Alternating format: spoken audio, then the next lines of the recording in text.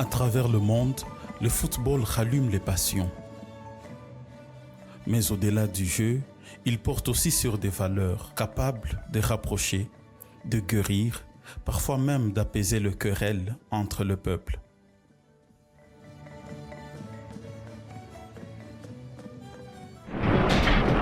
Pourtant, la paix n'est jamais acquise.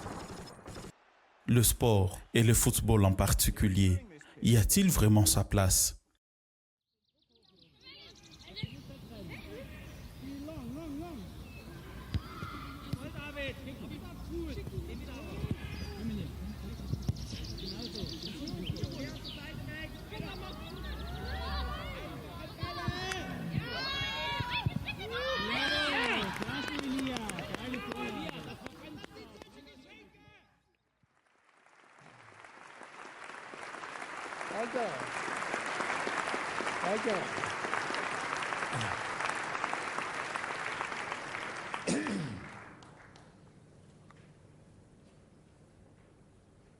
Thank you.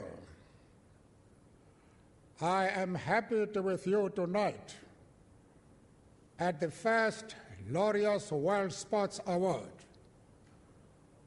Sport has the power to change the world.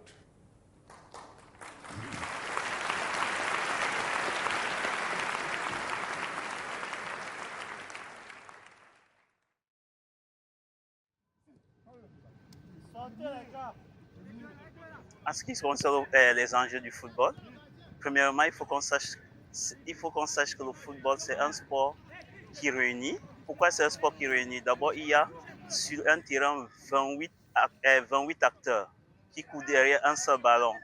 Et pour qu'une équipe soit performante, il faut qu'elle puisse circuler bien le ballon. Donc, ce qui crée une cohésion entre les personnes. Une équipe qui touche plus de passes, qui fait plus de passes, a la probabilité à 70% de gagner. Et en football, on dit, quand on parle de fair play, le football est un sport qui a cette promotion, qui en priorité, qui est le fair play. Fair play parce que quoi? Avant toute chose, avant de gagner, il faut qu'on sache que on le fait pour une entente, on le fait pour une cohésion, on le fait pour la paix, souvent. Parce que, qu'on le veuille ou pas, étant footballeur, on se fait les meilleurs amis sur le terrain. Pourquoi je dis les meilleurs amis? Parce que le corps parle souvent plus que la bouche. Le fait de comprendre le geste de son coéquipier, c'est déjà un grand pas. Donc, il crée ce qu'on appelle le chemin d'attente. Oui, j'ai une petite plaine de jeu derrière chez moi et donc dans la plaine de jeu, comme il y a plein de gens du village que je viens pas spécialement ou des gens qui viennent d'autres villages à côté, ça m'est arrivé plusieurs fois. Ouais. Au niveau du fair play, on essaie de mettre de plus en plus en place tout ce qui est au niveau du fair play, respect de l'adversaire avant et ne pas blesser l'autre plus tôt. Donc ça, je pense que ça peut aider notamment au niveau des conflits, d'essayer d'être plutôt proche et pas non plus aller blesser l'un pour rien, on va dire. Il y a tout ce qui est aussi tolérance. Je pense qu'en ce moment, il y a pas mal, notamment le débat avec le hijab, chez les femmes surtout, parce que j'ai rencontré plusieurs adversaires avec le hijab, mais personnellement, j'ai aucun souci avec ça. Le seul peut-être gros risque, c'est si ça tombe et que les pieds se prennent dedans, mais je ne vois pas de gros soucis avec. Et donc, juste tolérer l'un et l'autre, peut-être aller apprendre de l'un de l'autre pourrait aider. Le foot a ceci de particulier, ce qui permet d'unir quand même les nations, d'unir les gens venant des horizons tout à fait différents. Et je pense que ça participe aussi à cette pluralité. Et je m'identifie en tout cas dans ce club, quoique n'étant pas un club de mon pays. Et je voyage beaucoup et je vis beaucoup dans des pays étrangers. Et quand j'arrive quelque part pour un séjour assez court, l'une des premières choses que je fais, c'est d'aller dans un stade.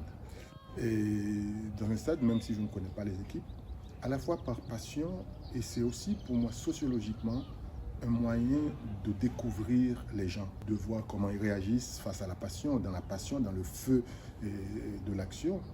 Et c'est comme ça que pour moi le foot est devenu un élément fondamental. Parfaitement. Le football a ceci de particulier, comme je disais tantôt, ce qu'il permet d'unir les communautés au-delà de leur diversité. Et je pars de l'exemple de mon pays d'origine, de ma province d'origine, où il existe des équipes de foot. Et chaque fois, elles s'affrontent dans le but de créer un environnement de paix, un environnement de sérénité entre les communautés. On parlait par exemple de l'équipe Bukavu Dawa, qui représente une communauté qui joue souvent contre Mongan, qui représente une autre communauté, et ils le font. Ils ont joué parfois pour calmer les tensions qui pouvaient exister entre les ethnies et pour créer un climat de paix au sein de la communauté. Le métissage, je pense que ça va être pas mal au niveau de l'apprentissage de l'un de l'autre. On est tous, on soit différents.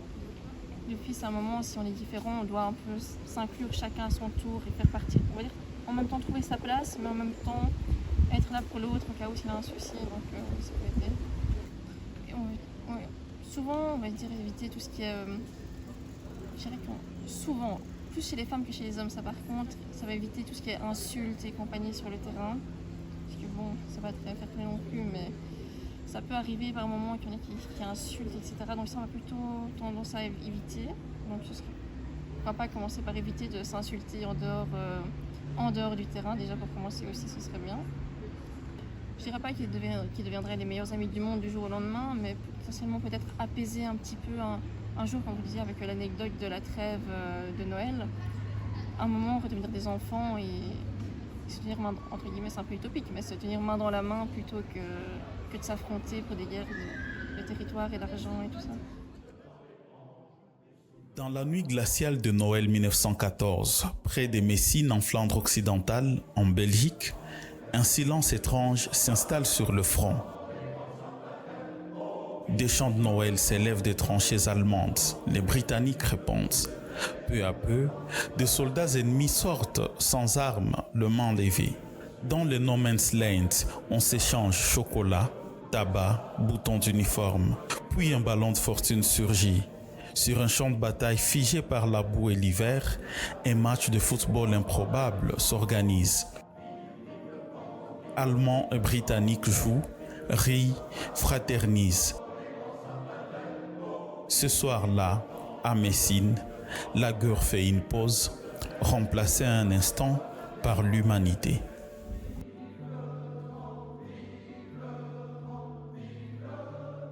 Pacification, j'ai envie de dire oui. Par exemple, justement, si je prends le cas d'Haïti, on a des problèmes à n'en plus finir depuis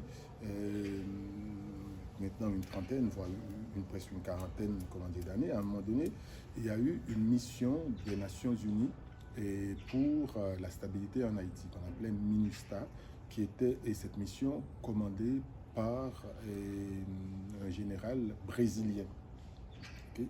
Et avec un fort contingent de soldats brésiliens qui étaient dans le pays, et actuellement dans d'autres soldats des pays latino-américains. Et il y avait déjà à l'époque les problèmes de gangs en Haïti, et c'était déjà moins grave par rapport à aujourd'hui. Et le contingent du Brésilien, donc le commandant des soldats de l'ONU qui était brésilien, a proposé, voyant l'intérêt des Haïtiens pour le football et la passion surtout d'Haïti pour l'équipe de foot du Brésil, eh bien, qu'est-ce qu'il a fait? Il a fait venir l'équipe de foot du Brésil. Ce n'était pas la première fois d'ailleurs que le Brésil venait jouer en Haïti. C'était l'équipe de Ronaldinho et d'autres joueurs brésiliens. Il a fait venir pour demander aux membres des gangs, ceux qui avaient leurs armes, d'apporter les armes. Et s'ils apportaient les armes, ils pouvaient rentrer gratuitement voir le match. Bon, on ne va pas dire que ça a eu un succès phénoménal, mais du moins, il y a eu cette tentative, en fait, de pacifier, une situation à travers le football. Et je crois que ça peut le faire, comme on dit, ça peut aider, mais pas que le football, d'autres sports en général. Mais le football étant le sport le plus populaire, on va dire, dans le monde, et je crois que on peut s'appuyer dessus. En Afrique occidentale, un autre pays a vu le football jouer un rôle important. C'était en Côte d'Ivoire, ça c'était durant la crise ivoirienne. Le football a été au milieu de ce qu'on appelle l'Union ivoirienne. Dans un vestiaire vibrant d'émotions en 2005, alors que la Côte d'Ivoire vient de décrocher sa qualification historique pour la Coupe du Monde, Didier Drogba, entouré de ses coéquipiers, s'agenouille face à la caméra. Sa voix résonne, solennelle. Que cette fête allait rassembler le peuple. Aujourd'hui, on vous demande, s'il vous plaît, on se met à genoux.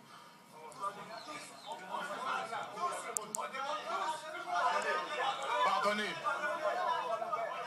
Pardonnez. Pardonnez.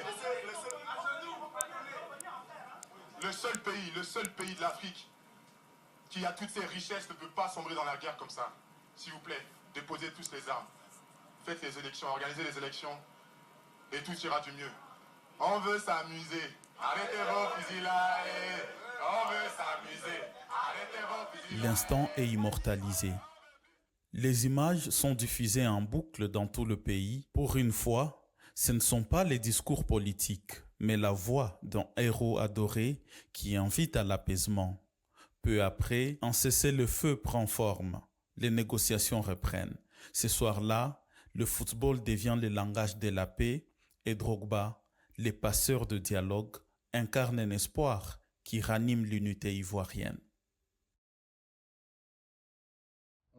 Ça peut autant attiser le côté nationaliste dans ce qu'il y a de plus mauvais presque en l'homme, en fait. C'est-à-dire que quand on voit le comportement de certains fans de football, quand ils défendent ne serait-ce que leur